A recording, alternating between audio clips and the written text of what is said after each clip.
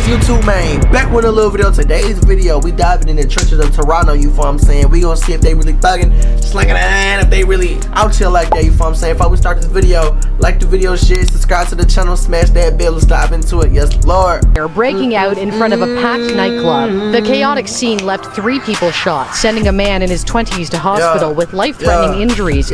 2 others, a man and a woman, rushed to hospital with serious injuries. They found this victim at the scene, suffering multiple gunshot wounds in life-threatening condition. Artist has been connecting with fans on social media. Hey, they thugging like this. He's also on the run, wanted for murder. If they want to meet me, tell John Toy reach out. If John Toy reaches out, I'm linking up with anybody. The man died on scene. Witnesses say he was shot in the head. The other taken to hospital where he succumbed to his injuries. The 3rd victim remains in hospital. They try to frame me for some shit, nigga. Are they trying to frame me? Oh, no. Oh, man. I heard gunshots, and then I could hear like people yelling, and then you heard sirens for a good hour. At 2 crime scenes, a man and a woman were dead. Damn! Was injured. The man killed in the club, covered up just beside the pool. Welcome home. Who is this? Why you hiding his face? They zooming in. Heard several gunshots around 10:30 last night. Police rushed here. They found a 28-year-old man with no vital signs. I'm told he was shot in the head and actually died slumped up against the doorway of one of the units. This was the scene last night of the city's they dug it in Toronto. Hold on, I didn't. 29-year-old man was shot. I ain't know this. It's going down. Masked up right here, came, run around, started. Blah, blah, blah, blah, blah, blah. Oh goddamn! It's going down. I know Canada might not be the first place when you think about gangs and drillings. And to many people, Toronto's most famous shooter is that idiot that gave Megan Thee Stallion a leg as. But make no mistake, people, the street... Do y'all really think he did that? Let's keep it 100. Do y'all really think he did that? Let me know down below. I ain't got no thoughts and no opinion, but do y'all really think he did that? Free bro. Of Canada are cold. The blocks are hot and anyone can get it. The blocks is hot. In a lot of ways, the drill scene in Canada has a lot of similarity with the drill scene in the UK. But the reality is, Canada is a lot closer. The drill scene in Canada has a lot of similarity. Toronto man riding out starter pack. Okay. Grainy security footage check. Missed shots check. And Nissan Altima. Okay, I would have said Kia. Because Kias are easier to steal. Kia boys, you know what I'm saying? Black hoodie. A gin. Nike gloves. Nike gloves. Okay, that's interesting. Not the Nike ski mask, Nike gloves. You already know you gotta have the black forces. You already know we gotta have the black forces on every drill. You know what I'm saying? But instead of having Nike gloves, you need the Nike shiesty. You know what I'm saying? That would be the starter pack. They usually have gloves that don't even match the fit.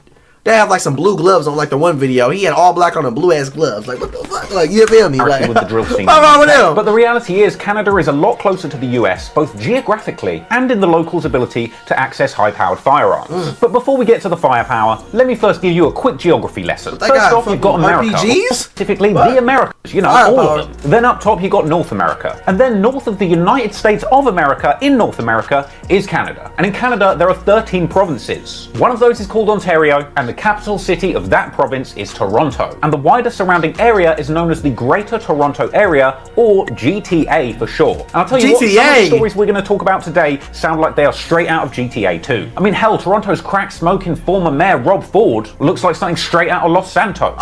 Anyway, the city of Toronto is split into 6 administrative districts: Etobicoke, Scarborough, Old Toronto, East York, York, and North York, which is where the majority of today's story will be taking place. But of course, like any story covering a long and illustrious street feud, there's always 2 sides to the story and 2 sides of town. And when it comes to the underworld of Toronto, the city is further split into 2 distinctive halves, with a number of internet hood maps having circulated for years showing the divide between Toronto's up top and down bottom gangs. Meanwhile, there are even more complicated and interactive gang maps that circulate online that can give you a much more detailed and nuanced breakdown of the smaller gang sets that run strips of turf in Toronto's underworld. So today I'm going to break it all down for you, telling you the come-up story of some of the most famous Toronto rappers to come out of these areas. Who's from Toronto besides Drake? Smoke Dogg to Houdini, and I'm going to tell you about the many shocking murders that some of these rappers witnessed in the streets during their come-up, and I'm going to tell you... Y'all, I don't know who none of these... Are these old rappers? I don't know who none of these motherfuckers is. I know who Drake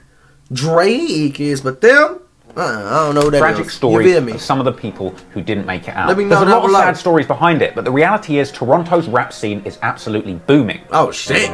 Really?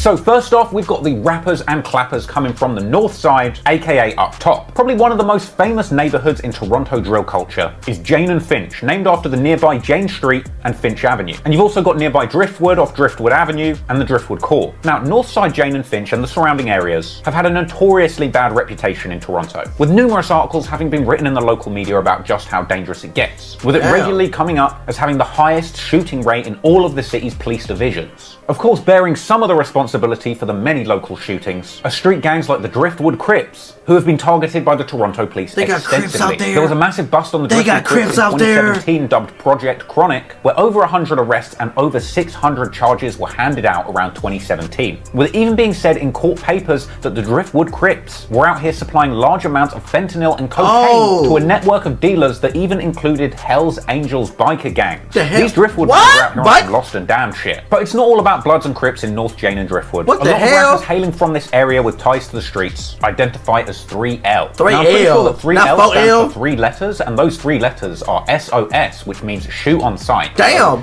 Yeah, you don't want to get cited by these guys. But of course, aside from the shooters, what we're really interested in are the musicians. And one of the first rappers from this area to put their hood on and pioneer original music in the area was Robin Banks. He was pushing the Chicago drill-inspired Toronto rap sound as early as 2014 after releasing the breakout track Don't Try Me, coming along with a music video that featured the local hoods of Jane and Finch and Driftwood extensively. But it wasn't just on the mic where Robin Banks was making moves, because he also started the Up Top Movement record label in an attempt to provide infrastructure and a system for his homies from the same area to also put out music. Now, Robin Banks would go on to drop several iconic songs in the Toronto drill scene, like Next Up, Marley's Off a Molly, Club TT, and eventually the Up Top Movement would even drop their Northside Jane mixtape, introducing the world to a whole bunch of Up Top affiliated rappers who from 2015 have all tried to bring a certain kind of Chicago drill energy to their own Toronto hood. That's crazy. And in my opinion, a lot of the music that's come out of the city is absolute fire. A lot of these guys have dropped trap bangers with hard beats, rapping about all the street goings on in their local area, telling the world for the first time the realities of life growing up hard in the most dangerous area of Toronto. But of course, naturally, that does mean plenty of dissing and smoking on ops. Anywho, some of the other big names that came out of that Northside Jane and Up Top movement include one of the most talented and most famous names associated with Toronto drill, Houdini. In fact, he was clearly destined for greatness in the drill world from early, after going viral as a teenager for posting a picture of him having put Chief Keef lyrics in his literacy test, which Chief Keef himself even retweeted.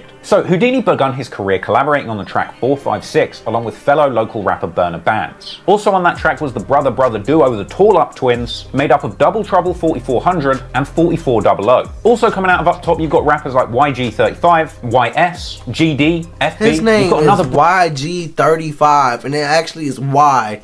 What the hell? Not YS? What the hell? Not Y, just a Y? No, Y-G. It's Y? What the fuck?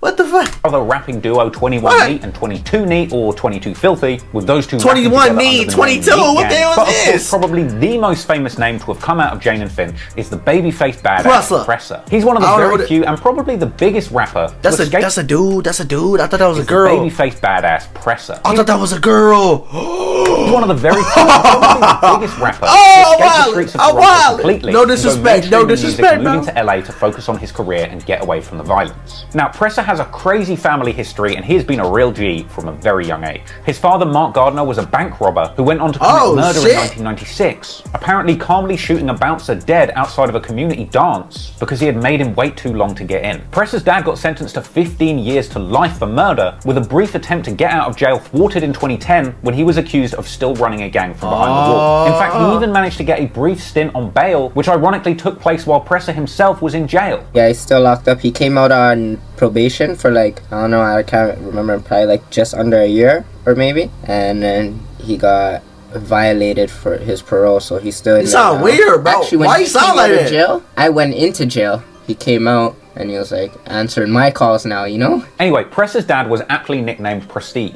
And this is where Presser's rap name comes from. Prestige, Presser, Prestige, Presser. Now, Presser himself got his first big debut in the rap game on the 2015 posse cut Was Gang. The track itself featured Presser, Robin Banks, GD, and FB, and was a tribute to their fallen friend Wassy, which is why sometimes you'll hear the G's from these areas referring to themselves as Wassy Gang too. Now, similar to Robin Banks, Presser and his brother would actually go on to start their own record label, Blue Feather Records. And once his career picked picked up steam, Pressa went on to have one of the most illustrious careers of a non-singing rapper to ever come out of his city. But we'll get to Pressa's impressive run in the music industry later on. But for now, let's look at some more demons. Because around 20 minutes drive away from Jane and Finch is another notorious Toronto hood named Lawrence Heights or Jungle. And this is home to Go Get 'em Gang, aka Go the Get 'em GGs, Gang, aka the GGs. This is a feared crew of Toronto hitters, headed up by the self-proclaimed Demon of Toronto Top 5. And his story is crazy. Now, he picked up a lot of steam back in 2014, 15, 16, when he was only 16 years old, when the self-styled Shirt Off Shorty dropped the tracks Hall of Fame with Robin Banks, followed by the track Shirt Off on Any Block. You know, his thing was that he had his shirt off all the time. He was Shirt Off Shorty. And so his thing was that he was a gangster from Canada, or from Toronto, and he had his shirt off? That was his signature? That's what he was known for, having his shirt off? You dead ass right now? Am I tweaking? Am I missing something? What the fuck? What? These Shirt Off 6 Hood anthems. What? Shirt Off 6 Hood anthems. Drake, who would give Top 5 shirtless shout-outs on his IG. Shirtless shout-outs. As well as even going as far as to shout out Top 5 on hit songs like his collab with Future Grammy. With that shout-out giving Top 5 a I don't even know. I've never listened to this. That he reacted to with sheer delight. Drake would go on to drop the short film Jungle, supposedly inspired by Top 5's Hood, and Top 5 himself would end up spending time personally rubbing shoulders with Drake himself. But don't let that almighty Drake fool you. Top 5 is not to be played with. In fact, he would later go on to claim that all that hanging out with Drake was because he was Drake's shooter. If somebody that doesn't like Drake comes to the city, we're taking care of that. You know what I mean? Yeah. What? Shooter, basically. Yeah. What? So you the streets. No. Why would you say that on the internet? Yeah, I'm Drake Shooter. Come to the city, say something gangster. Watch this gonna happen. No. No. What? It's all fun and games, but the truth don't is, say that on the net. If you was his shooter, you was his hitman. Leave it behind the scenes, and when the smoke come, the smoke come. When it's time to handle business, but don't say it for everybody to know. Like, oh yeah, you gonna come get me? Like, what the fuck? To some serious. I don't get that. But we're gonna get into all of that later as the story goes on. But back to the GG's lineup. Top 5 also had a brother that went by the name Foolish, as well as a homie that goes by the name Flipper, who Top 5 actually collaborated on his 2019 song Drill Some More. And you've also got Top 5's right-hand man 100, who I personally got a lot of love for purely because he's one of the few Toronto rappers that actually raps over UK drill beats. And just a bit of advice for any Toronto man is he from trying to blow UK? up real fast. That's what we're trying to hear, man. Jump on those Pop Smoke beats, you're going to be popping. Check out 100's track, Pop Out, you'll see what I mean. In fact, while we're on the topic, I also can't forget the GG's top UK shooter, Roadman Shaq. Man's not hot right now. You done know. We're over here, top 5. UK to Toronto team. Pull up, come on, man. We come, man. The thing goes scrap. But really, though, I know there's other Toronto rappers coming out of these areas that I could talk about, but I haven't got all day, and these are the rappers and areas that are going to be relevant to the stories that we're going to be talking about today. So before we get into the dangerous feuds that these guys have had on the streets of Toronto, we've of course got to take a closer look at the opposing crews on the other side of town, down bottom. Are they ops? Is this down bottom? Pause. So I wouldn't be down bottom. I wouldn't be from down there just because it's called down bottom, but okay. Fuck. Crews we've just mentioned, there's a number of other hoods around Toronto that have issues with the up top rappers. I've seen some of these crews described as down bottom, but really Toronto's gang politics is kind of complicated, and there's a handful of all splintered little groups having their own little beats. So I'm just going to make this as simple as possible. But one of the most significant areas on this side of town involved in Toronto street beefs is Regent Park, which is also described as one of the most dangerous areas. That's ghetto as hell. And one of the most famous rappers coming out of Regent is Smoke Dogg. Away from the streets, he'd had an early crack at the rap game around 2014-15, with one of the first songs he dropped being the track Still, aka Rabber. He dropped that track along with his homie Mo G, with both of those guys being members of a crew called the Halal Gang, a set of Islamic Toronto street rappers, which Toronto police classify as having their origins in Regent Park street gangs. Now, along with fellow members like Puffy Els, Safe, and Mustafa the Poet, the Halal Gang had truly put on for their neighborhood and done a lot to drive the Toronto drill sound forward. Smoke Dogg's 2018 track Trap House was a breakout hit for him, putting him on the map worldwide. Now, in addition to Regent Park, Rexdale is another area that's been a rival to Jane and Driftwood for quite some time. Being just over 10 minutes drive from Jane and Finch, Rexdale is yet another area with a feared reputation. The Rexdale Crips have a long history that stretches back decades. In fact, MindSoul6 on YouTube has a great video breaking it down, go give that a watch if you're interested. But here in the modern day, the area of Rexdale has spawned a number of popping rappers out of Toronto. This includes Nav, who isn't really in the streets like that, but also the likes of Young Lava and his brother Young Dubs, Ilium Payback, and from the older generation of Rexdale, we've got the likes likes of Sizzlack, aka LV, who was from Jamestown, Rexdale, and repped a crew called IDS. Sizzlack had the song Realist in the 6, and apparently his ops in Jane and Finch hated him and were straight up IDSK. And another big name from this area who you will definitely hear referenced in a lot of the opposition songs is Slugger. Clearly the beef between these Rexdale mans and the crews coming out of Jane and Finch